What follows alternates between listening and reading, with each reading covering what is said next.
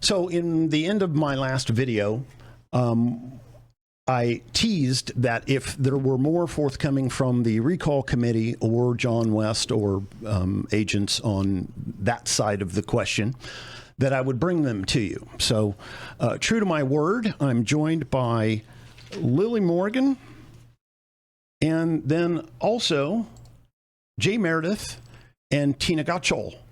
And if you would, if people don't know who you are, please introduce yourself and a little bit about what you're doing here. Absolutely. So I'm Lily Morgan. I am a native of Grants Pass, born and raised here. I've lived here my whole life and have worked in the community, primarily in the criminal justice system. I was a 911 dispatcher. I was a reserve deputy. I worked at parole and probation for over a decade and left there when I was the supervisor of the parole office. While there, I also dispatched another 3 years for sheriff's office. So I worked through the court system, through the criminal justice system and all efforts there, and realized how much our society needs in having law and justice. While working as a parole and probation officer, I ran for city council, and I served on city council for 5 years. 2 of those years, I was council president. While there, I went to grad school. I wanted to make sure to expand my education to be able to do more. And then I ran for county commissioner and served a term as county commissioner. And in deciding whether to run another term or options, I ran for state rep and was elected, served 2.5 terms as a state representative. I stepped down and took a job working in a city as a city manager, and have been doing that now for the last almost 9 months. And so that's kind of my background. Okay, Jay? Yeah, and hi, I'm Jay Meredith. I first moved here to Grants Pass about 18 years ago. I moved my small business here at the time. And little did I know that a couple years later, I ended up going to work for the city of Grants Pass. And so I worked for the city of Grants Pass for 12 years. Between the years 2010 and 2020, I was the finance director for the city of Grants Pass. And what brings me here today is back in 2012, which I think was the first year that you and I met, Mike. Yeah. When a bunch of community members started the nonprofit called Securing Our Safety, or SOS. And that was... we met at the pub right across the street from That's here. right. The pub house. We had some meetings over there. Yeah, Lily was there at the beginning of that organization too. And that's because back in 2012, Josephine County lost a lot of the federal revenues that used to support our local county level law enforcement and justice systems. Yeah, that was a big media event when they just happened to have the TV cameras over at the jail to let everybody out of the jail. It was kind of to let everybody know this is what happens here when you don't have any money. Yeah, and there's after that unfortunate headline and photo in the paper, there was a number of pretty scary events that resulted from not having the proper level of law enforcement in Josephine County. But basically, I've spent the last 12 years helping both the city of Grants Pass and Josephine County try to get our local law enforcement and justice systems back on their feet. And what was happening to the county had a big effect on the city as well. But I stepped out of my finance director role with the city back in 2020, so I've been out of that for about 4 years now. I went back to the private sector. But to this day, because of what we started back in 2012, I have watched or listened to every single county commissioner meeting and every single Grants Pass City Council meeting, at least the public meetings. And so I'm pretty familiar with the challenges and what the projects and the challenges that our local government faces, both at the city and the county level. And then after being back in the private sector, I had some unfortunate experience dealing directly with trying to do business with Josephine County. And so that's one of a number of reasons I'm here, but very concerned about the actions that the county commissioners are taking, and in particular, Commissioner John West is taking, because I think it's hurting the county, and it's starting to roll back all the progress that we've made in the last 12 years of restoring our law enforcement and justice system. So that's the bottom line about why I'm here today. Okay. And Tina? I'm Tina Gotchall. I'm a former businesswoman here in Grants Pass. I owned the Powderhorn Cafe for 38 years and just recently retired, sold it to a lovely local family. And one of the things I wanted to do when I retired was to get on the library board. All through owning the Powderhorn, we had multiple fundraisers for the library. I was involved 2 years with the cow scrabble with the library. The cow sits in front of the Powderhorn even today with our name on it because we were, winners 2 years in a row. So that was just, the library's always been near and dear. So I also just finished up a year as Grants Pass Rotary president and had a great time doing that.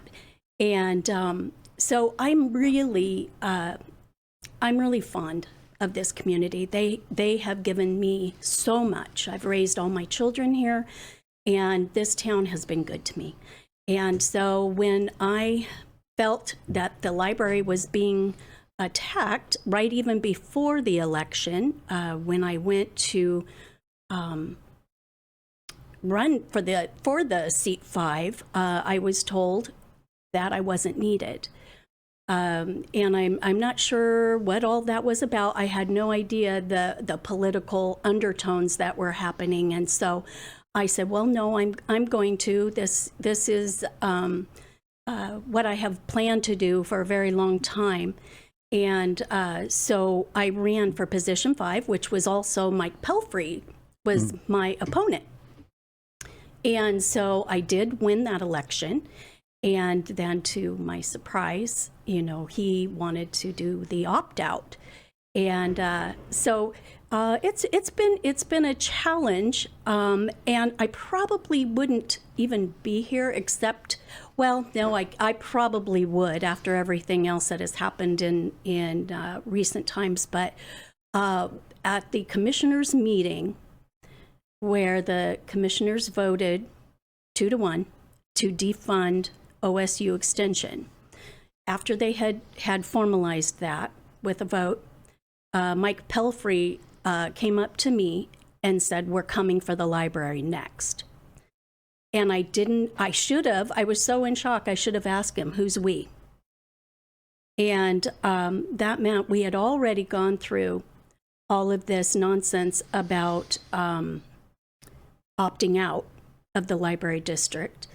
And so that really struck me wrong, that they were going to make another attempt to come after the library.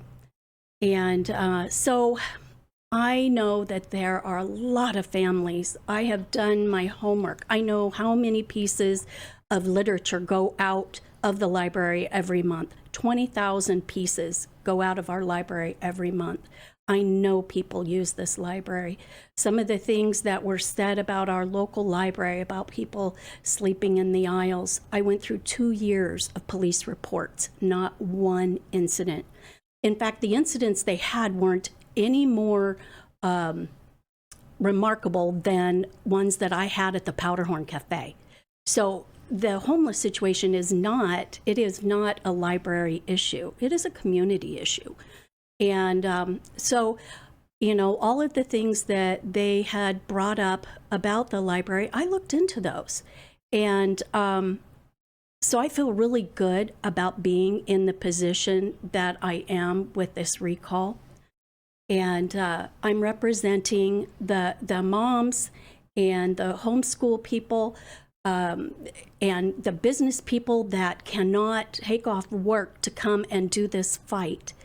And I owe it to Grants Pass. They've been good to me. And so I am very proud to serve with this group, this community group, people that I have never even met.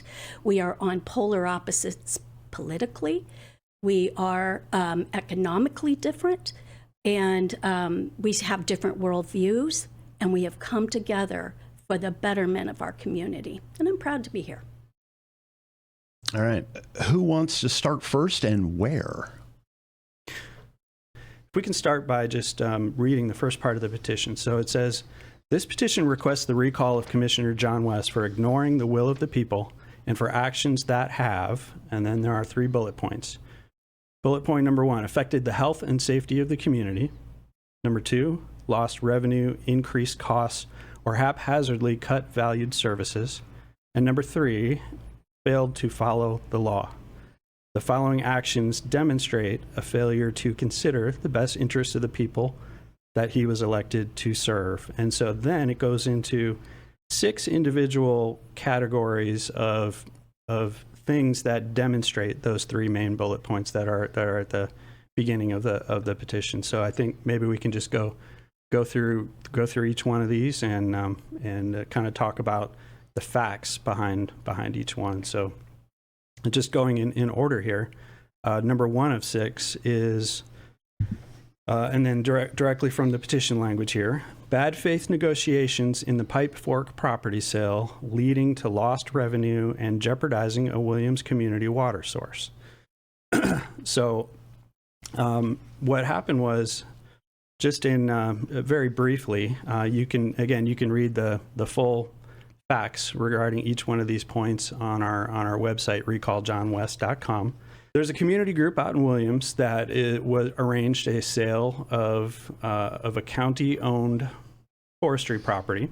They wanted to purchase it. They wanted to purchase it and then pass it along to the BLM, for Bureau of Land Management, for eventual ownership of this property. 4 years ago when this started, the county, the rumor is, according to the many people that testified in front of the commissioners, is the swag price, so to speak, by the county forestry director was $1.6 million. So he said, as they first started and the commissioners started opening up to potentially selling this property to the community group, they said he's roughly at 1.6, but then they went through the whole official process of getting a yellow book appraisal, basically the federal government's definition of a proper appraisal.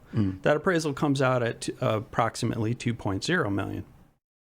So they had tentatively agreed that if you pay the official appraisal price, okay, well, county says yes, we'll do a deal. Well, after Commissioner West was elected, they came back to finalize that deal according to the appraisal price. They're going to pay full appraised value. And the county says, no, we, and not these words exactly, but they basically said, well, we did our own internal appraisal, and now we feel like it's worth $2.7 million rather than $2 million.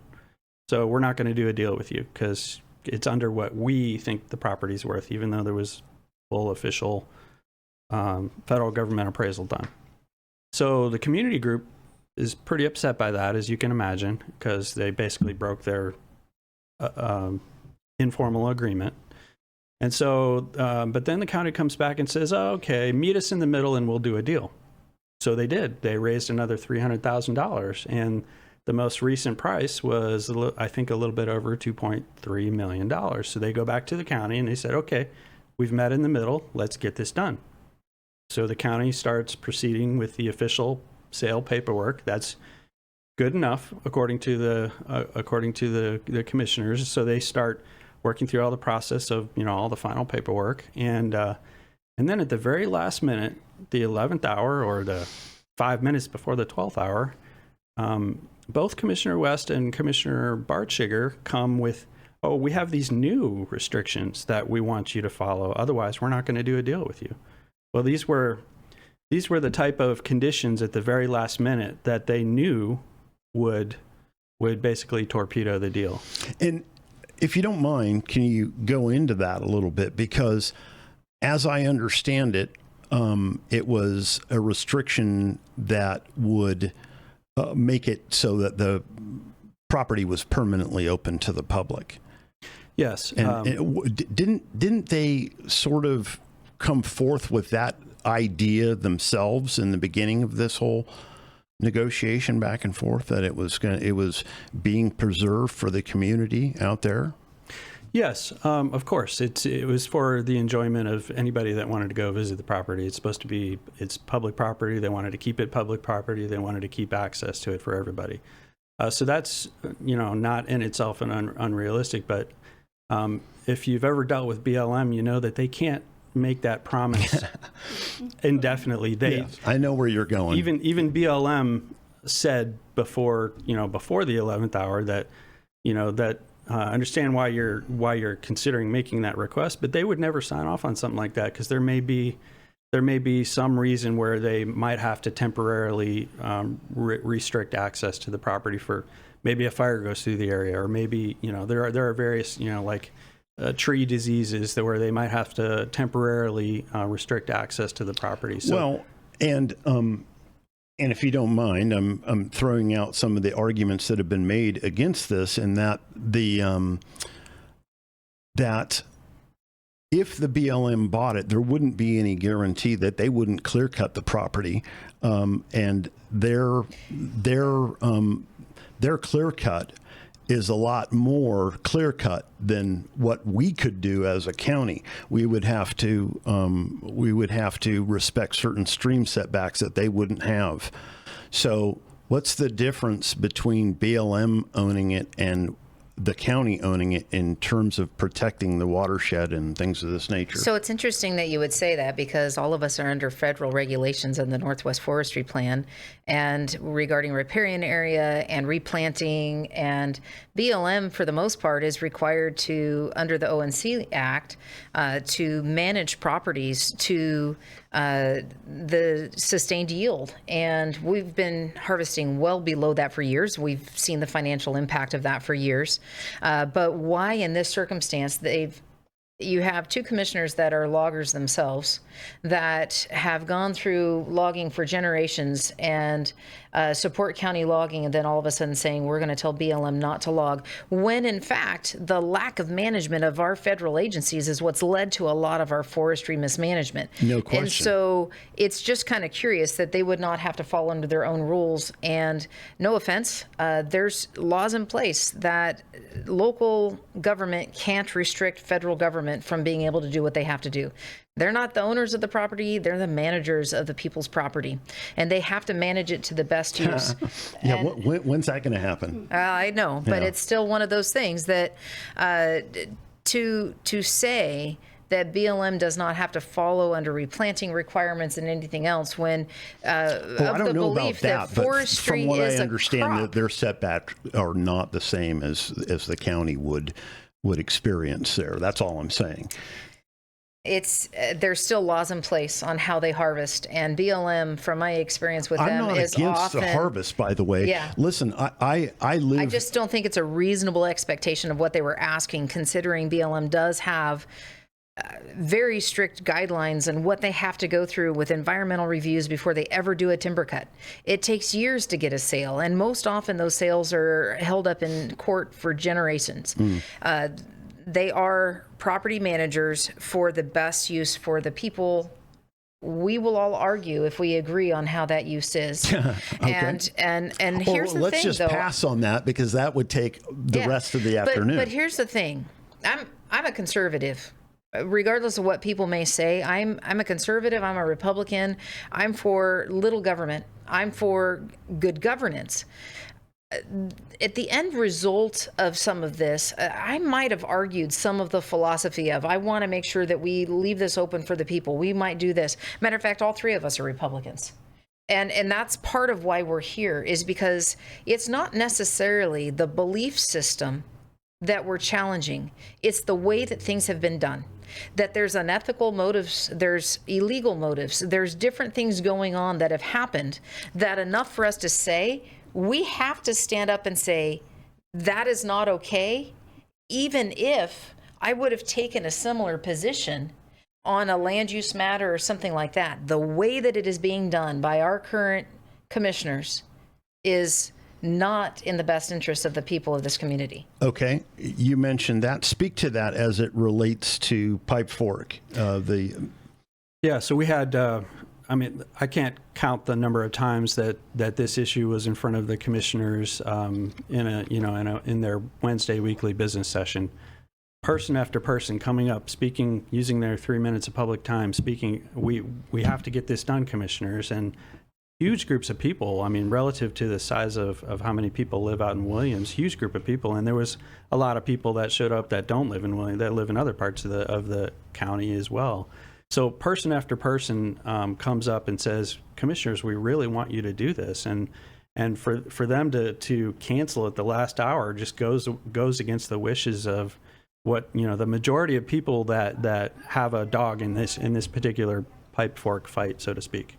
Okay, so, but Lily, you mentioned, ethical and legal concerns. Absolutely. As it relates to pipe fork. Can you go into that?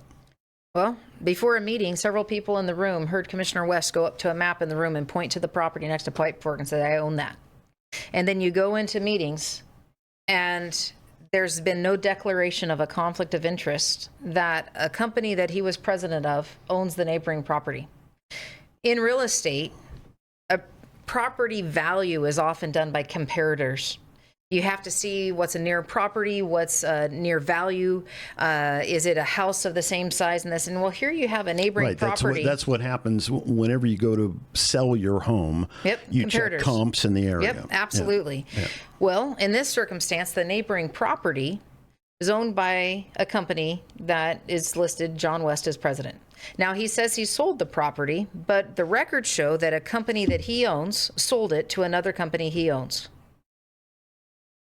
There may be other transactions that are not on record. They have not been filed with the Secretary of State. They have not been recorded in the county as far as a recorded deed in a property exchange or anything else like that. And the last paperwork filed shows that Commissioner West was the president of the company that is on record as owning the property. I see. And so when you talk about comparables, what was the benefit that he would have gotten? So when you take a property that's gone through a legal appraisal at $2 million and then you come back and say, well, we feel that it's valued at 2.7, we want more money. The county, he has claimed, the county was not charging enough for that property. But in fact, they'd gone through the legal process to have that evaluation done and that assessment done, and they were selling it for an approved value. He came in and owning the neighboring property that has comparable landscape and situation and says it's valued at more. That then impacts the future sale of his property, that a comparable property is sold for more that's adjacent to his own property. Yeah, but it would have had to sell in order for that to take place. The comps don't happen unless you get a completed transaction. Well, and when you have a transaction that's about to be done and then you come back and say, oh, wait, nope, not enough money. And then you agree to do that. And at the very last second, oh, wait, there's going to be more deals. That's not negotiating in good faith. That's not putting the revenue of the community in good standing. It's the revenue generated off of timber harvest on those properties that goes back into the justice system. If you sold the property, that apparently has to be reinvested back into to buying another property. Right. Or yeah. Right. So basically in this case, the business case, I think Commissioner West and Commissioner Bartschiger made a really bad business decision as well by not selling this property, because they would have sold it for approximately $300,000 more than the official Yellow Book appraisal. So that in itself, that's a bad business decision, because they could have taken that $2.3 million and reinvested it and probably increased the acreage that the county publicly owns. And then they would have had more forestry revenues in the long term. So even from a business perspective, a black and white financial number perspective, very, very bad decision. But back to the legal complications and the ethical issues here with this deal. I did want to make it clear that there is an ethics investigation pending related to this. I don't think it was filed by any one of our group members, but there is an open ethics investigation. Yeah, what I understand is it was a Williams resident. Yeah, that's what I understand that filed too. That, and I know who it is, but I'm not going to say the name. So Commissioner West, I believe he even told you when you interviewed him, Mike, that he said he sold his interest in the property a few years ago, like 4 or 5 years ago. Yes. That may be the case. The ethics investigation will settle that.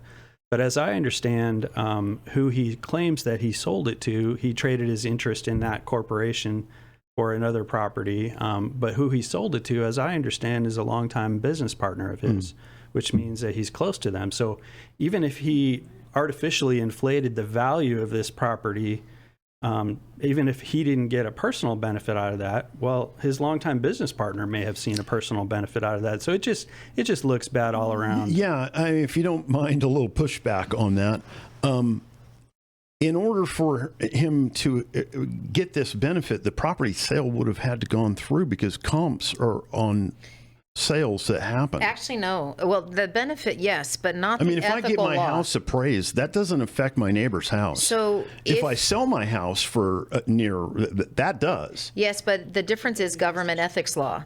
If you are an elected position and if you are in a situation that you are weighing in on a decision that potentially has a conflict of interest, you are required to declare that conflict of interest. No, I agree.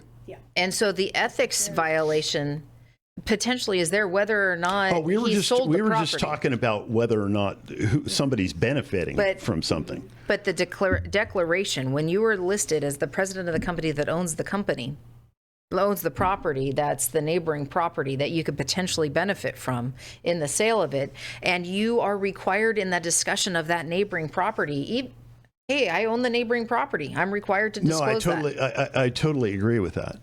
I totally agree with that, and we'll find out about that because that's in the pipeline, I guess. Yeah. And so the other fishy thing is, the county claims that they think it's worth $2.7 million. I can't speak to that, but the fishy thing is they have never disclosed their valuation methodology. How did they get from the official Yellow Book appraisal at $2.0 million to now the internal county, the new appraisal after John West was put in office, the new appraisal is to $2.7 million. The Williams Community Group, as I understand, they requested the details behind that appraisal over and over again, and the county refused to release that. And that is the county's right. But it's just fishy all around. So when the county makes decisions, and of course, and Lily knows this, she was a commissioner for 4 years or so. No one person in there is making a decision. So you're essentially, when you're saying John West in this circumstance, you're also saying Herman Berchiger or Dan DeYoung, right? That's correct. Yeah, but neither of them had to declare the conflict of interest that ethics would have no, required. I agree. That's a separate issue. Correct. Yeah. Yeah, that's correct. In most of these cases, in most of the items that we cited here in our petition, he was either acting alone in his inappropriate actions, or he was usually two of three that made the bad county decision, and usually Commissioner. That's how it goes. 2 of 3. That's how it often goes. But in some cases, he was alone in his inappropriate behavior. In some cases, he was 2 of 3. Okay. All right. Have we hashed that one out? You guys want to go to the next one? I think we have. Okay.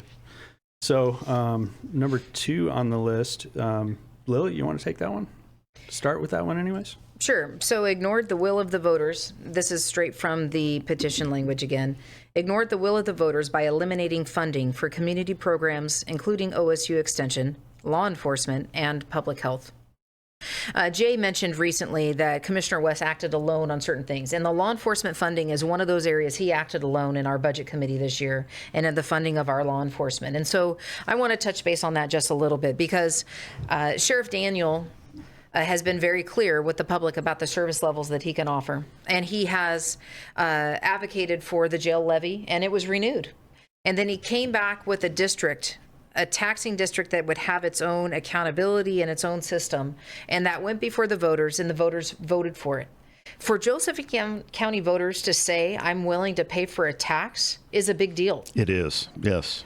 And there were promises made when the sheriff and Dan were doing their road show and going around and talking to groups about that district. And one of those was that they would continue to fund what they were funding. And then if the district came into play, they wouldn't be reducing services. Yet they get to the budget season And what the sheriff asked for that should have been able to be funded because of the $5 million extra that came from the new district wasn't what they were supporting. They were not funding fully the sheriff. And So what was cut back then? I'll And let I Jay can speak to this better. You got a finance director here. Okay. And former finance director, forgive me. Yeah, so, as the former finance director of the City of Grants Pass for 10 years, the City of Grants Pass budget is roughly the same size as the Josephine County budget. So there's a lot of comparables there. They offer different services and they do different things, but it's very comparable. So as I mentioned, I've been following both all the city council meetings, all the Josephine County commissioner meetings for 12 years now, more in the city's case. But so I get a text message from somebody after they put out their recommended budget and says, can you please analyze this recommended budget? Because it looks like they're taking money, commissioners are taking money away from the sheriff. So I said, well, sure, I'll take a look. And so sure enough, I did. And I was really surprised at what I found this year. So we have this brand new voter approved in November of 2023 Law Enforcement Services District. It brings in, in its early years, it will bring in a little bit more than $5 million per year of revenue to directly support the sheriff's office. It would be enough to add at least 20 additional positions in the sheriff's office to get them back to almost 24/7 services, if not entirely to 24/7 services, which we've been trying to get to for a long time now, That's for sure. as you know. So we get to the recommended budget. And we now have a brand new funding source that should be enough to hire about 20 more people for the sheriff's office. Guess how many additional positions are in the sheriff's budget? And when the recommended budget came out, 0, none. So you now, Mike, for all your properties that you own, I don't know how many you own, but however many properties that you have in unincorporated Josephine County, you're now paying a tax levy, and you're not getting a brand new tax levy for services, voter approved, and you're not getting any more sheriff staff as a result of that. So it's just higher taxes. It's crazy. And when one of the budget committee members called the commissioners out for broken promises, the commissioners were their justification for it was just completely inappropriate. But so you'll see me, if you go back to the videos in May and June of 2024, just a couple of months ago, you'll see me. I was pretty upset about that because brand new voter service, law enforcement services district, and we have 0 new officers, zero new sheriff deputies in the budget. I couldn't believe what I was seeing. And then Commissioner West was the only budget committee member. So the budget committee is the 3 commissioners plus 3 lay members of the public. Commissioner West was the only budget committee member that voted no on this. The sheriff ended up modifying his request. Instead of going for as many new positions as he could have, he ended up saying, just give me the equivalent of 5 new full-time positions, or 10 people, because it's going to take a while to hire. So he'll hire 10 people about halfway through the year. So the budget equivalent of what they ended up giving him was the equivalent of 10 new positions or 5 FTE for the whole year. Commissioner West was the only one of the entire budget committee that voted no for that. He wanted to see them add less. Well, the voters should be upset. It goes directly against the will of the voters, what they're promised, that if you trust us with this district and we put this in, we're going to make sure that you have greater service. You're going to be able to have the service provided that you're paying for. And to vote against that and to not support that is against the will of the voters. And that's one of the things that we've brought up in this number 2. It's interesting. Another one is public health. There's been directed attention toward the public health department. Commissioner West is the liaison for that department, which is interesting since in his almost 2 years in office, he's never stepped foot in the building. I attended meetings there constantly when I was liaison to the department. And there was all these meetings that you'd have to be in all the time for committees and different such that citizen committees were driven there. But the public health department is contracted to provide medical in our juvenile justice system. And it's there's this process that they decided to cut some funding to go after, and then they're directing funds specifically in meetings to be taken. So for instance, you get money from a source to pay you for something. So I'm going to pay you for a car, but you're going to give me something else. No, I paid you for a car. I paid you for that service, and that's what I want for it. I gave you money for that. In this circumstance, a lot of public health, most of public health is directed funds through federal or state locations that they're saying, we're going to give you this money and you have to operate this program. Right. One of those programs is vital statistics. The person who processes our death certificates. They are funded for a specific purpose. There's environmental solid waste or environmental health. There's an emergency preparedness position. There's WIC that comes with specific federal funding that you have to provide so much money in order to get the reimbursement and the funding in the public health department. There's dedicated direct funds of which they opted to unfund a match that they had in the general fund. And I want to say it's about 141,000. It might have been 144,000, somewhere in there. But the cascading effect of what would happen would have caused 1,200 people to be taken off of WIC. That's our low-income families in our community, women, infant, children being directly affected. It's not the program they cut. It's a direct allocation because of something over here they cut. But their solution, they said, hey, don't lay anybody off. We don't want to cut any of these programs yet. We're going to find, you're management heavy, so we're going to cut all your managers. They didn't look at the job descriptions or the specific training and qualifications of those positions or the programs they were doing. They said, okay, we're going to cut these positions. Is that where the cut is that we're talking about? And it directly affects some other things there. But yes, in public health. Oh, I see. So it's elimination of certain employees that were involved in administrating WIC. Is that what you're saying? And so they're saying, we're going to take the money from the state and federal that are for these specific things. We'll have somebody else do those jobs, but we're going to take that money and fund the nurse in juvenile. Or that nurse in these other programs. And so you're not allowed to redirect these positions or these funds and different things, but that's what he's directing to do. You're going to do this. You're going to take this away. It is not an appropriate process to be done, but there's more. OSU extension. Yeah, so there's another example of a voter-approved level of service. Generally speaking, in local government, if you're going to repeal something, you want to go back to how was it originally approved. So you approve something by resolution or ordinance, you have to repeal it by resolution or ordinance.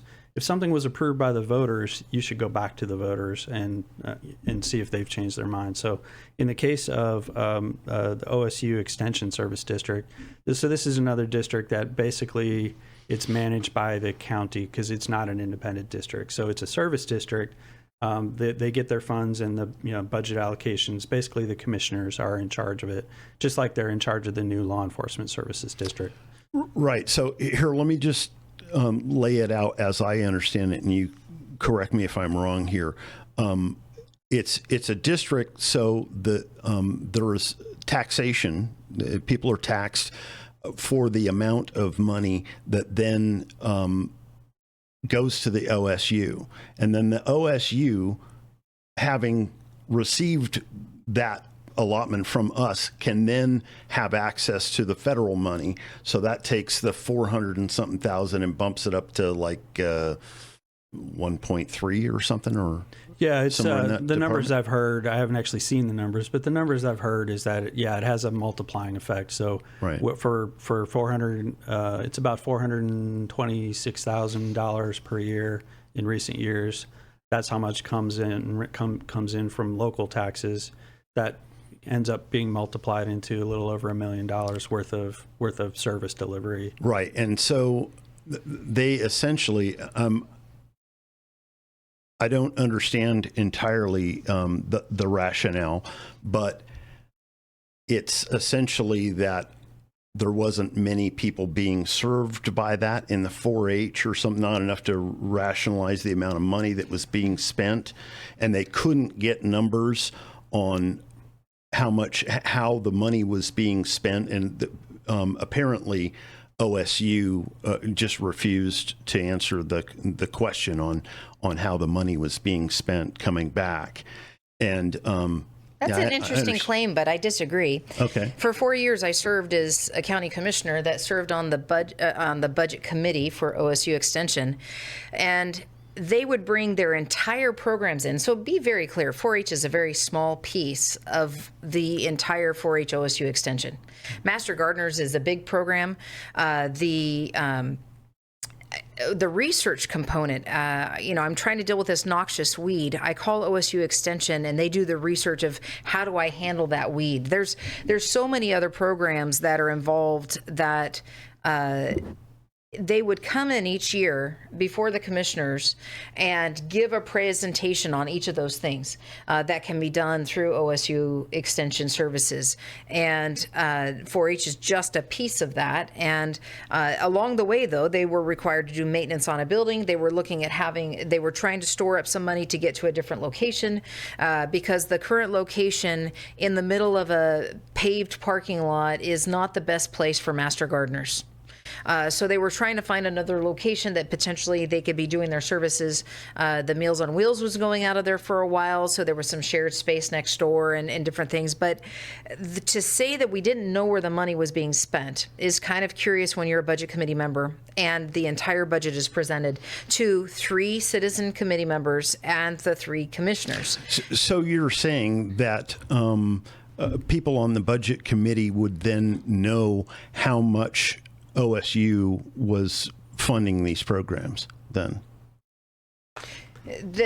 Well, first and foremost, we would get presentations in an administrative meeting at the county where they would bring, it'd be like 10 people in the room, and they'd each give a presentation of the programs they were doing in the community, microloans and small farm things. They were working with veterans. They had all these programs going, and they would give a detailed program report of all the things that they were doing. Right, which includes dollars and cents somehow, or? And then in the budget process, they have the whole budget laid out of the programs and what costs and what's going where. And then you have a budget process. So generally speaking, how government budgeting works, there's a proposed budget by the budget officer. That proposed budget goes before the budget committee, which is the elected officials and an equal amount of citizens. And then they vote on that budget, and there's adjustments that can be voted on and made in that process. And then that becomes the approved budget. That approved budget then goes to the elected body, who will then adopt the budget and adopt the tax rate that is approved. And this is kind of the standard process. Please correct me if I'm wrong. Well, but that we do at the city level, at a district level, a commissioner level. And in this process, you had an approved budget that made it through the budget committee. And then it comes to the commissioners for adopting the budget, and they disregarded the approved budget of the citizen members and the process of vetting, and they decided not to collect the tax and not adopt the budget that was approved. So there's steps in place, and there's a time and a place to do, and there's an evaluation of budget. And if you are the elected body over a process, I remember having a department head come to me and before budget and say, here, I want to present this. I said, where's the numbers on this? Oh, but look at these cute pictures. No, where's the numbers on this? That's what you do as an elected person. You challenge, you get that back. There's a time and a place, and then you send that proposed budget, and then that goes through the approved process, and then it goes to the adopted process. That was disregarded in this situation. and I've never seen anything quite like it. I've never seen, I couldn't believe how many people showed up to the county commissioner meeting saying, please don't do this. And not necessarily, it wasn't related to 4-H. 4-H had, last year they split off into this new nonprofit organization called Youth and Ag. And that's great. They have the right to do that, and they seem happy with that. There's no problem there. There are still several kids that are left in the 4-H program, like in the main ag program, but there's there's other 4-H programs too, like the shooting club, for example. The kids that were in the 4-H shooting, they have nothing. They have nowhere to go now. No, they have no program anymore. But anyways, but I've never seen anything like it. It wasn't the 4-H people necessarily, although there were a lot of people there that did speak in favor of 4-H and retaining that. But all these other programs that this little amount, this 4.5 cents or whatever amount of levy that the district had. It was a really small amount.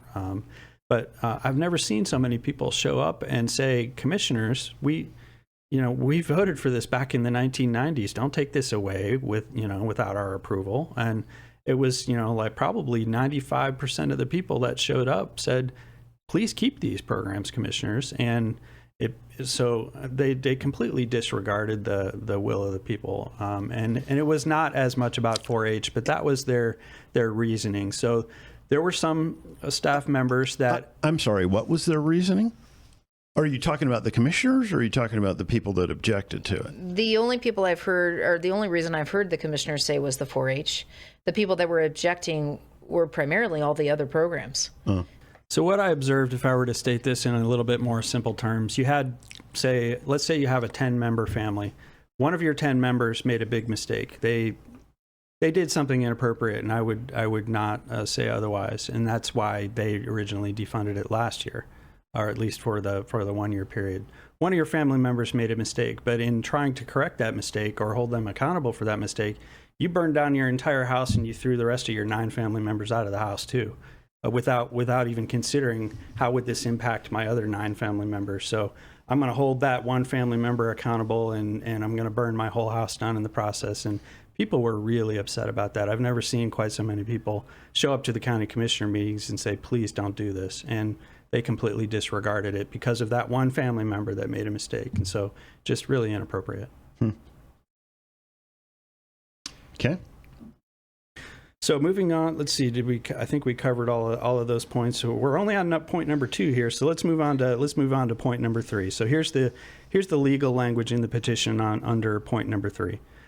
West has shown a pattern of violating state laws, including campaign finance regulations and public meeting laws, and is currently facing several pending ethics and labor law violations.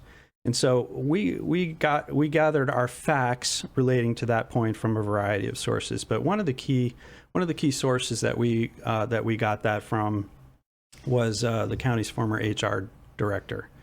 He gave us a statement that said, while I was in that office working with West and the other commissioners, this is what I observed and this is what I saw. And this goes against state meeting law. So state meeting law says you can't have a quorum of the governing body, a meeting in private without holding a public meeting. Yeah, you can't have, no two of them can talk to one another without a public meeting being declared and so in this noticed case, and all of that. Yeah, in this case, the governing body is only 3 members. So no 2 members can talk to each other unless they hold a public meeting and notice it 24 hours in advance. That must be a very difficult thing to navigate when you're in that office. Wouldn't you say so? I would imagine it's very difficult, but it's still required. Yeah, right. No, it's the law. I understand the rationale behind it. It just seems like it would be really weird. Like if you saw somebody coming into the room and you were headed into the room, and you weren't supposed to, one of you would have to like veer and go into another room or something. And it's and matter of fact, there's times when staff call you out and say, hey, be careful, that's getting close to blah, blah, blah, blah, blah. And you need to take that heat and go the other way. Is there a specified distance, like COVID, it's not 6 about feet distance, or something? about the topic. I can be in proximity to you. You just can't discuss county business. Correct. That's right. That's right. Yeah. So So wait a minute, just for a clarification, for my own knowledge here.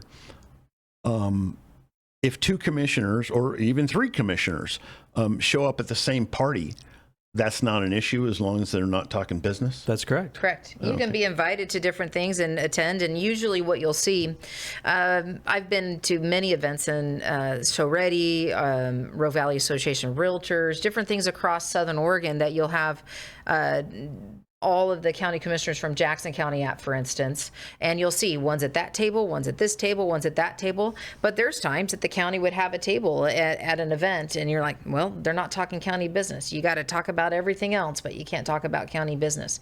And that's part of the ethics. That'd be kind of hard. Yeah, but you swear an oath.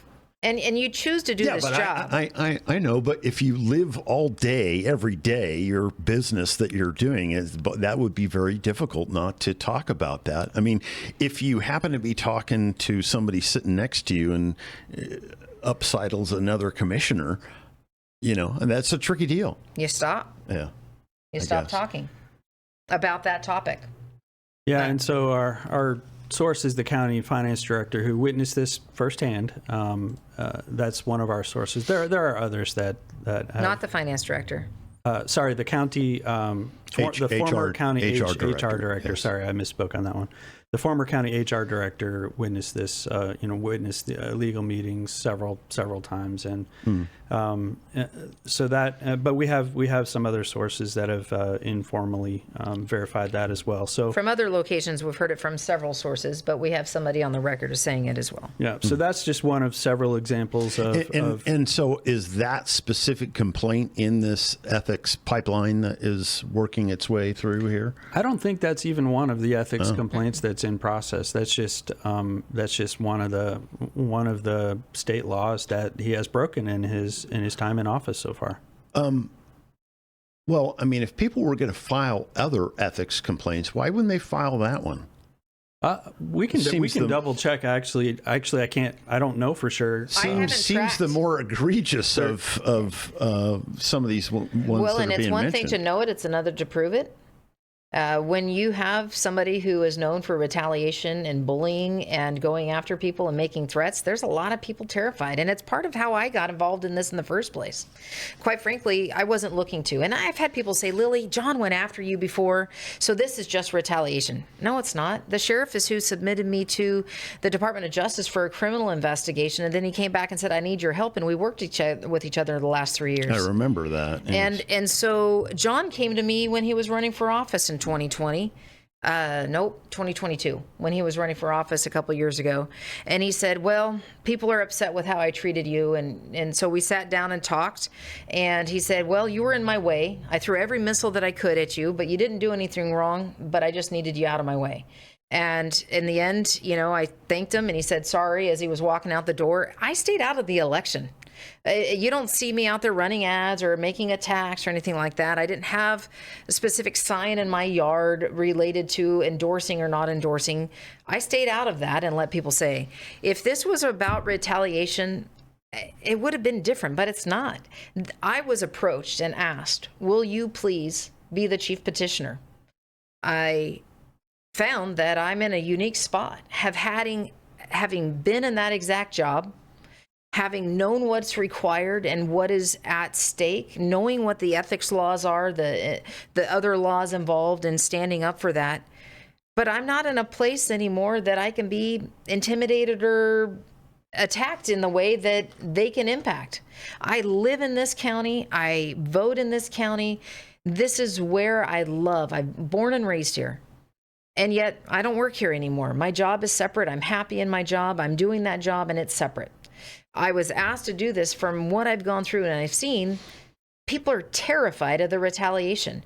And what I've heard more often than not, and people that have said, this is what I observed, will you go forward with that? I'm scared to death. He said he'd go after my business. He said he'd go after my kid's business. He said he'd do this and that. People are terrified of the bullying tactics. Well, quite frankly, I let it go a couple years ago, what I was going through. And I think the evidence of me working with the sheriff is clear that that's not who I am or where I'm at. So when it comes down to this, there's laws that he's broken. Campaign finance laws, one of them.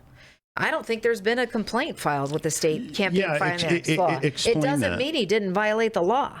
Understood. This one's interesting because you would think an elected county commissioner would understand that if you're spending a whole bunch of thousands and thousands of dollars campaigning on an issue or campaigning against an issue, you would think an elected county official would understand you have to report those expenditures under state law, of course. So, pick your poison. Like if somebody came in and they did we were trying to do an anti-gun law in the county or in the state on a statewide level, and you had pick whatever sort of measure that you would adamantly oppose. And let's say Michael Bloomberg from New York comes in and spends hundreds of thousands of dollars trying to get this gun measure passed in Oregon or in Josephine County and didn't report that anywhere. I think you'd have a problem with that. Well, that's exactly what Commissioner West has done on certain issues or campaigning against certain individuals. So Early this year, just as an example, and I'm not speaking for or against this measure, but there was a big charter change measure, a huge measure that would have impacted 17-116. It would have reformed our form of government in Josephine County. It was a big deal. Yeah, it was. And so that was just voted on last May of 2024. And Commissioner West spent thousands and thousands of dollars on campaign ads that were opposing the charter change proposal, which I understand, his reasoning and others that were against it. I'm not speaking for or against that particular measure, but he spent thousands and thousands of dollars. Well, state law says if you are campaigning for or against a measure, as an individual, and if you spend more than $250, you have to report that. He spent thousands and thousands of dollars. If you look at all the sneak previews between January and May of 2024, I think almost every month he had one in there, and usually at the bottom of it, it said paid for by John West. So there's no arguing who paid for it, because it said right at the bottom of the ad, paid for by John West. So he didn't report a penny of that. I found that really, really strange. And where do you find that information? So you go to ORSTAR, so that's the Secretary of State's campaign finance reporting database. So you can look up any political measure, whether somebody was campaigning for it or against it. You can look up how much was reported as being spent in pro or con against the measure. I see. So if you go to ORSTAR, the Secretary of State's database, and you look up, okay, who spent money in favor or in opposition of that particular measure, and there's only one group that comes up, and that was the group that put it on the ballot in the first place. That was I think Citizens for Responsible Government, if I remember the name correctly. So you go in there, you see that, and even in our fact sheet, we show a screenshot of the Secretary of State's database, and it shows there's only one group that reported any expenditures on that particular campaign, and unfortunately, Commissioner West is not in that list. He didn't report a penny of that spending. Okay. We up to number 4 here? Yeah, I think we made it to number 4. So this is actually the library district one, and so we're going to have Tina Gotchall, library board member, tell us about this one. Okay. Number 4, unlawfully approved a library district withdrawal leading to costly litigation. I brought with me today, this is a news press release because I wanted to make sure that I had everything here. Last December 2023, on December 6th, the Board of Commissioners voted 2-1 to allow resident Mike Pelfrey to opt out of the library district and no longer pay taxes to support library services. Immediately afterwards, the Josephine Community Library District Board of Directors voted to appeal the ruling to both preserve the integrity of the 2017 library district election and to seek judgment from a higher court than the Josephine County Board of Commissioners. As a result, the library district contracted with the law firm Hornecker Cowling LLP to repeal the decision through the courts. In March, Josephine County Commissioners conceded to the stipulation and rescinded their ruling to allow Mike Pelfrey to withdraw from the library district. In addition to the SDOA support, library supporters donated $1,695 to Josephine Community Library Foundation towards legal expenses, which this is how much our community loves their library. They went to bat for it. The total legal fees incurred by the library district equal over $15,000, almost $16,000. Contributions from the SDOA and donors ensure responsible financial stewardship of resources for the Josephine Community Library to district taxpayers. So I looked into this a little bit, and from what I understand, or how they are portraying this, that the process was what was wrong. So I have a little bit of an issue with the wording here, and I just want there to be some clarification, because it says unlawfully approved a library district withdrawal. Okay, so if they did it with the wrong procedure, is that the unlawful part? Because it isn't unlawful to withdraw from the library district. Apparently, I've read the statute on it, and apparently almost no one has ever done this.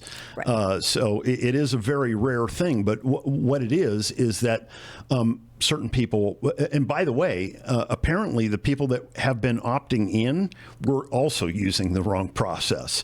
So it was. Well, the county came up with that process because I was. Yeah, because they didn't. We were the first to do that, so it was a non-congruous, congruent library district approved by voters in 2017.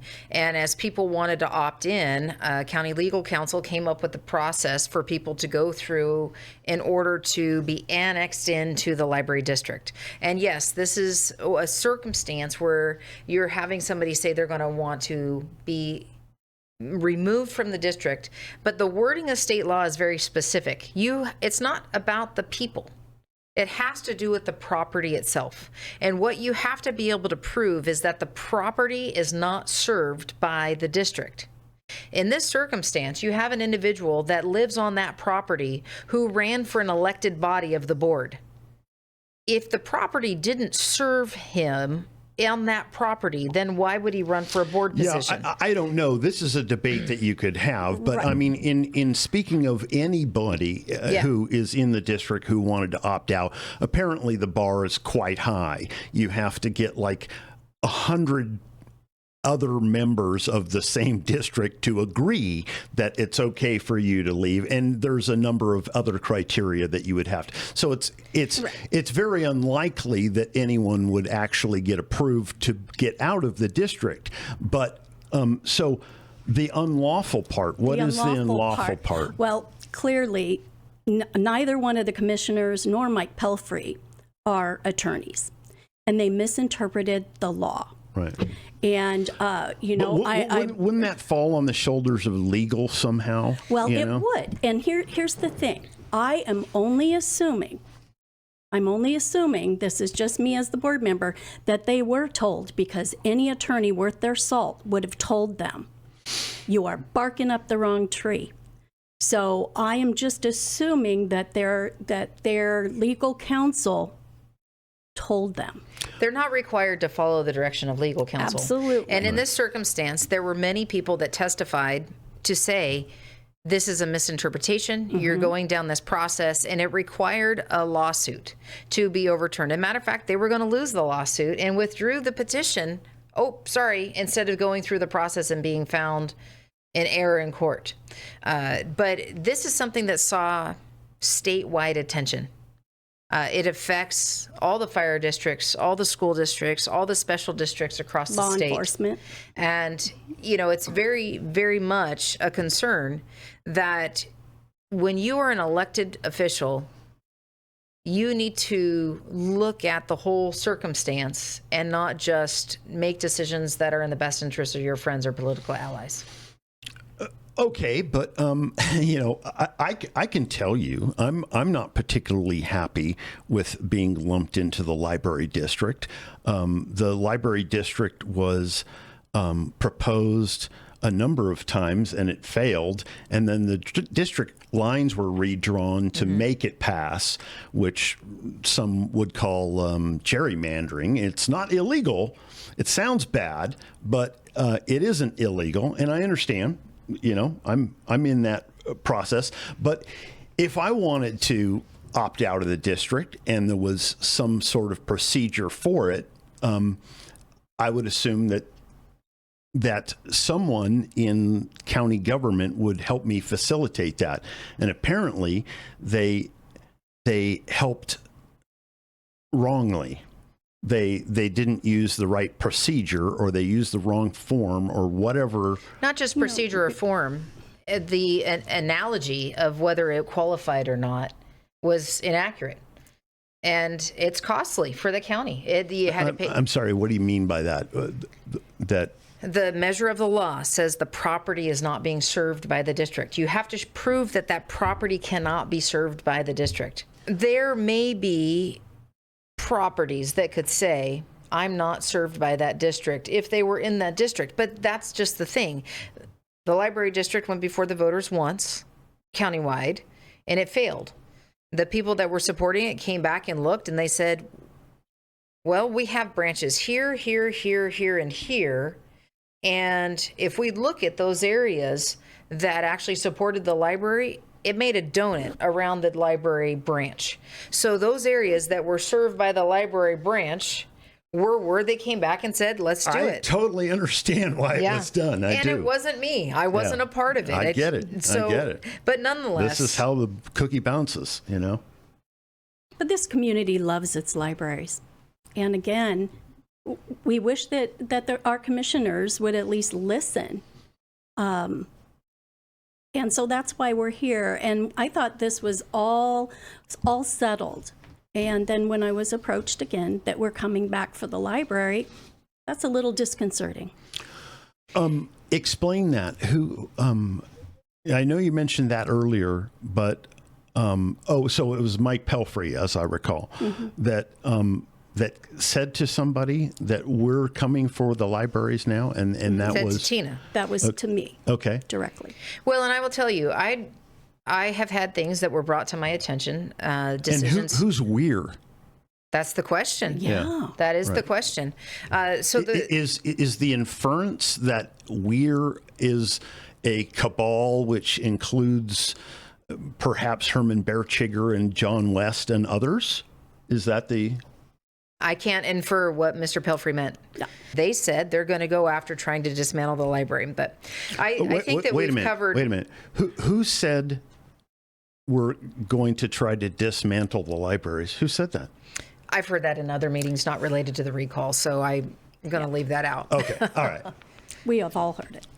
Yeah, so I'd like to weigh in on the library district withdrawal point as well for this petition. So again, as I've watched all of the county commissioner meetings for the last 12 years, what I observed when Mr. Pelfrey originally got his withdrawal approved, the Board of Commissioners is who approved it.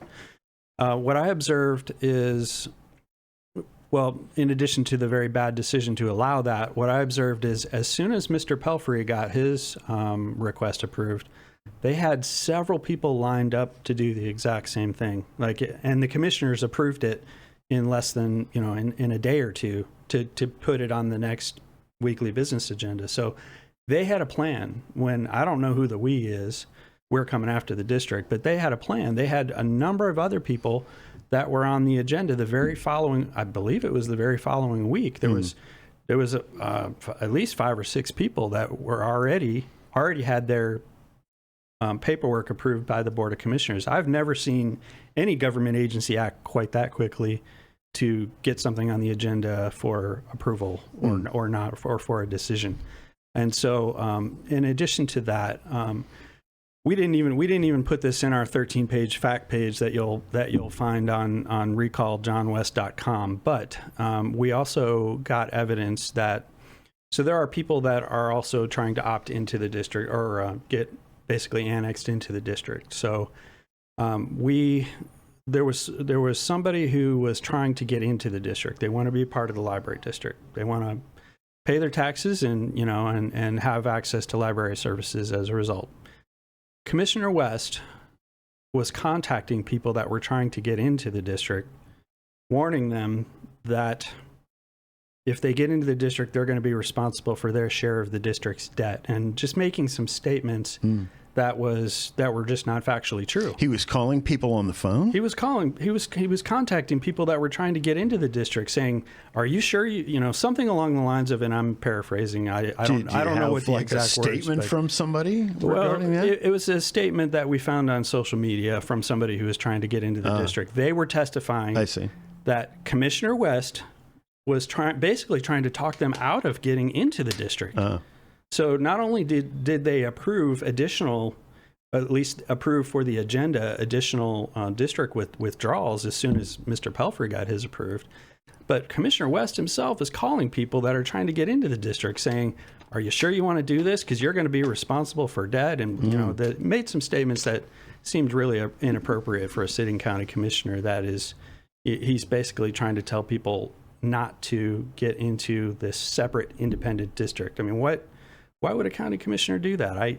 Well, more importantly, you're in a quasi-judicial function when you're acting as a commissioner. You're weighing in and you're voting on things that you're supposed to be able to hear testimony and have the evidence prepared and make a decision based on what's in front of you versus advocating for something behind the scenes and telling people not to do it. And then you go in and you're supposed to be weighing in on that decision. So you put the pieces together. They defunded the voter-approved OSU services district for 2 years in a row. They were attacking the library financially by trying to get people not to join the district and trying to quickly approve people's withdrawal from the district. And I understand why those people tried to withdraw, but they were clearly trying to financially attack the district. They, meaning Commissioner West and Pelfrey and whoever else is part of their group. I don't know who the they or the we is, but I saw inappropriate behavior from Commissioner West, Commissioner Bartschiger, and Mike Pelfrey as well. And I'm not saying that it's the commissioners that made the legal decision. I'm not saying Mr. Pelfrey should or shouldn't have done this. It's his. You can legally withdraw from a district. It's very hard if you follow the law, but the problem is they were not following the law, and they were basically evidence is now mounting that they were financially attacking the district. So you got 2 voter-approved districts that they're attacking. Then you get to the budget season this year, which is the straw that broke the camel's back for me personally, and why I decided to get involved in this. Now they're not. Now they're attacking the brand new voter-approved law enforcement services district. So you put all this together, and basically they're trying to tear down all the progress that we've made in rebuilding our law enforcement and other programs in the last 12 years since we first hit the financial crisis at the county level. Well, in the interest of time, because some of us have less time than others, let's hit the last 2 of these real quick here. Number 5, who wants to do 5? I'll take that one real quick. So Okay. West has shown a pattern of threatening community safety by reducing the FireWise program, reducing the emergency management program, and eliminating property development fire standards. And I was contacted a few months ago that the commissioners were making a claim that ODF does structural protection. When you make an ODF, if you live on a property in the county that has over 5 acres, you pay an extra ODF assessment for forest protection. ODF covers state lands, they cover private lands, and Oregon has such a unique process of paying for firefighting. But part of that is that there's assessments that are done on your property to pay for ODFs covering your property. More to come, by the way, in that department. Absolutely. But that's a different topic. Unfortunately, but, that's what it looks like. Yes. Yeah, it's sad. But nonetheless, all of a sudden there's making a claim that you do not have to have structural fire protection on your property through the building code, even though state law requires it, because ODF provides that function. So that allegation was made, and they're going down this process to remove the requirement in the building code in the county level that you have to have structural fire protection when you're putting in for permits. In the past, you would have either rural metro or county fire do that. But when county fire stopped, they're like, well, it's only rural metro left, and we're not going to support that monopoly, so we're going to take this requirement out. I heard about it. I called ODF. ODF said, we'll send somebody. That's not true. We don't do that. ODF showed up in the meeting, and yet the commissioners still chose to do that. It required somebody to pay the fines to appeal the decision of the code change to the Land Use Board of Appeals, LUBA, of which it gets to LUBA and it's overturned and it comes back at the local level. The sad thing is that when you have people that contract with ODF for work, they know better. They know ODF's responsibility is the forest, and State Fire Marshal's office is in a conflagration is the house, and structural protection is different. You know this, I know this. We Well, went through that fire committee yeah. together, and we saw the state process and all the stuff. Whether we agree on a fire district or not, I personally was trying to find a way that we can do the subscription service without it being a fire district.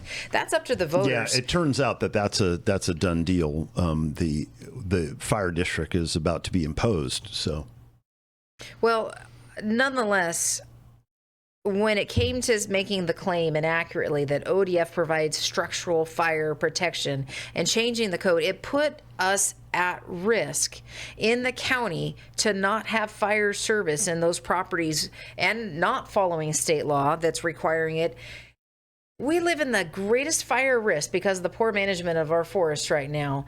And after what we've gone through the last few years, yet you're going to say we're going to reduce the fire accountability in the building process.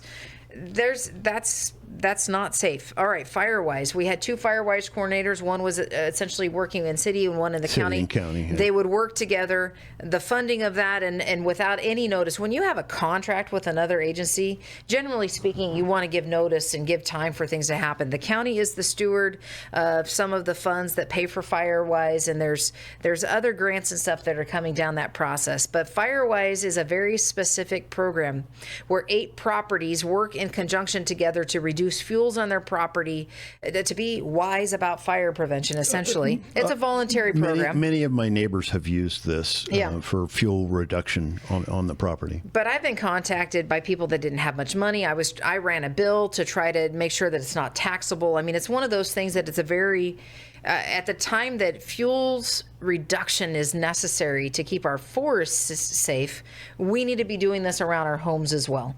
And so to reduce that project or that position with the city, and then let's look at emergency management. We had an emergency manager, an assistant emergency manager, and a preparedness kind of coordinator there. They decided to combine the manager positions of IT and emergency management. So one person doing 2 full-time jobs, who was also still working full-time for the state.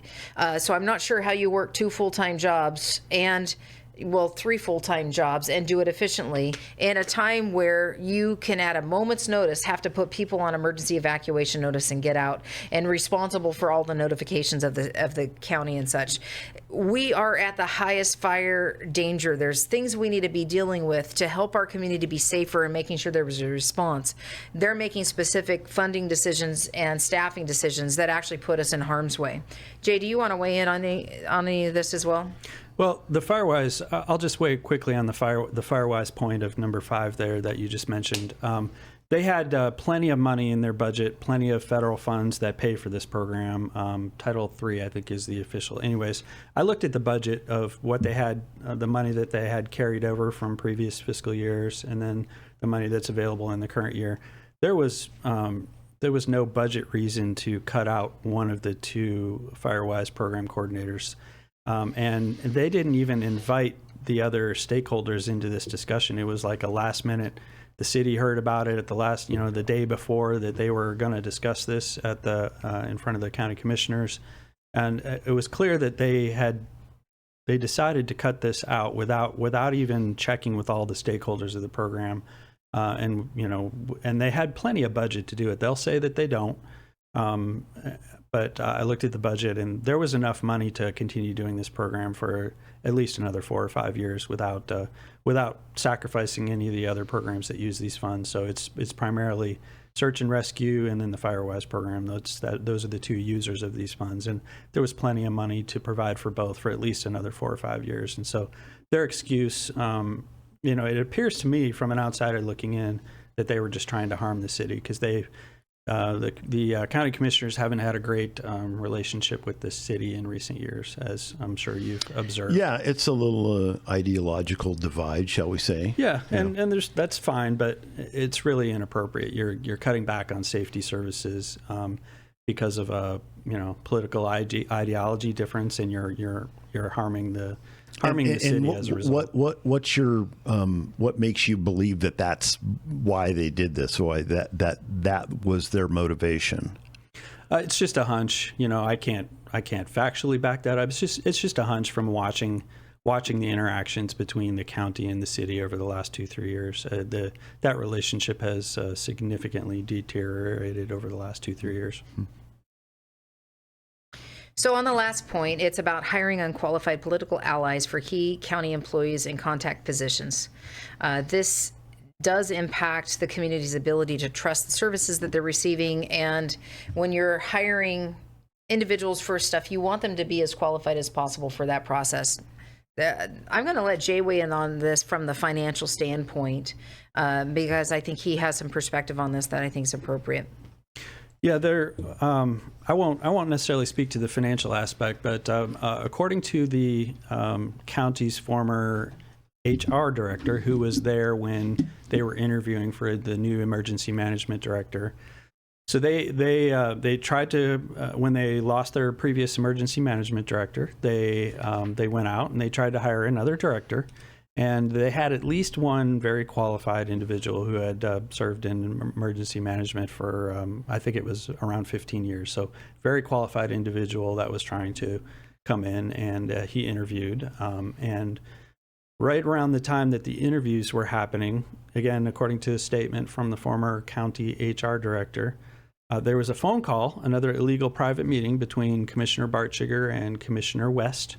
And they decided at the last minute, right after, as they were interviewing qualified applicants, they decided at the last minute, oh, let's just combine the emergency management department with the IT department, and then we'll hire our a guy who used to I would call a political ally, or a political somebody that Commissioner Bartschiger has worked with a lot, because he was, I think he was chief of staff for Bartschiger while he was in the Senate. Mm-hmm. So they hire a political ally of theirs that they have worked with a lot, which is nothing wrong with that, except the person who they hired for this brand new position, this decision that they made at the last minute. Again, this is according to the former HR director who was involved in this hiring process. He doesn't have any emergency management experience, any direct emergency management experience. So why are you appointing somebody to serve as the director of both emergency management and IT when they don't have any emergency management, official emergency management experience? That seems really inappropriate. And so that just has really, really bad optics, really bad smell to it when somebody who is that close of a political ally was appointed to a position which they have no direct experience in. And we later heard after we filed our petition, we had somebody come up to us who was the qualified candidate that they passed on and said, yeah, I can confirm that is true. So the word that is often used in these situations is hiring a crony. We didn't use that specific language in our fact sheet and in our petition, but I think that's the word that best describes it, and it's just for a position that has that kind of responsibility, again, really inappropriate. There's also a question about the contract that John West proposed, but didn't go through the proper channels to do it, to give an $80,000 contract to Simon Hare, former county commissioner. Simon, once John came in office, Simon's involved in different county procedures without an official role, but is kind of managing things for John behind the scenes. But then all of a sudden there's reimbursement requests put in place and getting paid out without a contract in place. And when the question came up about the $80,000 contract, it didn't follow the sniff test on that one either, and it went away. And so now there's just we got this $3,000 there that's reimbursed. So why are we making a stink about $3,000? Because there's a way and a process to do work that when government is doing things, you're supposed to be transparent, you're supposed to be on the up and up, you have to have things done in front of the public. And that's not going on here. Now, he did get the position eventually to help with a grant, for broadband and such, but it's interesting because the county had a partnership with the library for a grant, some $200,000 grant that the county then, under Mr. Sellers' leadership as the new IT manager, wouldn't respond anymore. And they gave that up to give it and then have a different grant that they're going to have Simon then impose, who doesn't have the experience or the background on broadband either. I'd like to drill down on that a little bit, but I mean, it sounds like you don't have real deep information on it, but it sounds like that's a deep story. Yeah, there is more. You should look into that, Mike. I think it'd be a good one for you to delve in more. But to get back to the specific petition point, so it says hired unqualified political allies for key county employee and contract positions. So we talked about the hiring of the emergency management director, which, for somebody that doesn't have emergency management experience. And I've never met the gentleman. I'm not making any claims on whether he's good at his job or not. He just doesn't have emergency management. You're referring to Mr. Sellers. Yes, Mr. Sellers. And I don't know him, so I'm not speaking for or against him specifically, but according to the former HR director, he does not have emergency management experience. So why would you appoint somebody like that to direct that department? But the Simon Hare thing is, former County Commissioner Simon Hare is well-documented friend and political ally of Commissioner West. And he was brought in under an $80,000 contract. That's not a small deal. So he was going to perform services under an $80,000 contract, where during the contract term, former Commissioner Simon Hare would be paid $80,000. They started to pay him. They got through, one or two monthly payments, I guess a little over $3,000 worth, without even having a signed contract in place. Now, why would you start paying somebody without, under an $80,000 contract without even signing a contract? Okay, let me ask you. So commissioners don't have their own checkbook to cut from, do they? No, but they direct a county department head to write the checks. So here's the thing. Right, but I mean, in terms of payment to a contractor, doesn't there have to be some sort of paperwork, at least in the pipeline to... There should be, but there wasn't, and that's the point. And Commissioner West has admitted in a public meeting that he was responsible for that project. So various individuals put in public records requests, show us this $80,000 contract, and the county was never able to produce it. Okay. And because I'm just a little confused. How is it? I would assume that people in the finance department, they have to have some ration before they cut a check for something. But there's none. Yeah, but that's the point. So people in the finance department are just doing what John West tells them to do? In this case, yes. Absolutely. And we confirmed this with former County Commissioner Dan DeYoung as well. He admitted that, he asked for the paperwork and there was nothing. So it was a directed payment to a friend and political ally of Commissioner West. So there was no, okay. No contract in place. Department head is directed to do it, and the check is issued. Did two commissioners vote on? No. They didn't. And that's why former Commissioner Dan DeYoung was just livid. He was just really upset about this issue because they basically started paying him and started providing contract services without even a vote, without him even getting to weigh in on the vote. And for an $80,000 item, I'm pretty sure three commissioners would have to vote on that, because that exceeds the threshold that any one commissioner could approve. So how is it that we know that it was an $80,000 thing? It was talked about in multiple public meetings about what the contract would do, and that $80,000 number was mentioned in the public meetings. So they talked about... But they started paying on it as if it were in place without having it in place. Okay. That's confusing.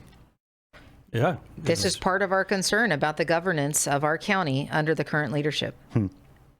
So again, if there's more that people would say, we would refer them back to recalljohnwest.com. You can follow us on Facebook, Recall Commissioner John West. And you are welcome to come by where we are located at the corner of 7th and K Street and sign the recall. We also are at the Growers Market and at the post office around the county. And any other events we'll be at collecting signatures, and let the people decide. All we're asking on those signatures is sign so it can go to the ballot, and let the people decide. Yep. Ultimately, the people should be and are in control, and we oppose many of Commissioner West's actions because he's going against what the people have voted for and what the people have asked for. And so the disrespect, the lack of respect for our laws and for what the county citizens have voted for is why we're here and why we're doing this. So yeah, again, recalljohnwest.com. We'll have the full 13 pages of backup, and we're just asking for for the citizens to weigh in. And we can justify the cost of this special election to recall Commissioner John West, because as you'll see in our 13-page fact sheet, if you go to our website, the lost revenues and costs of the actions that just on the ones that we've documented, there are more costs than what we've documented, but we're already at $6.4 million of lost revenue and counting. And that's why we can justify the cost of a special election this December. All right. Thank you for your time. Thank you very much for taking the time. It's we went on at some length about this, so I think this provides a lot of information for people to cogitate on. Yep, and thank you, Mike, for taking the time. Yep. You might think that the other perspective might have something to say about what you just saw, and you'd be right. So that is coming up shortly, if not simultaneously with the release of this video.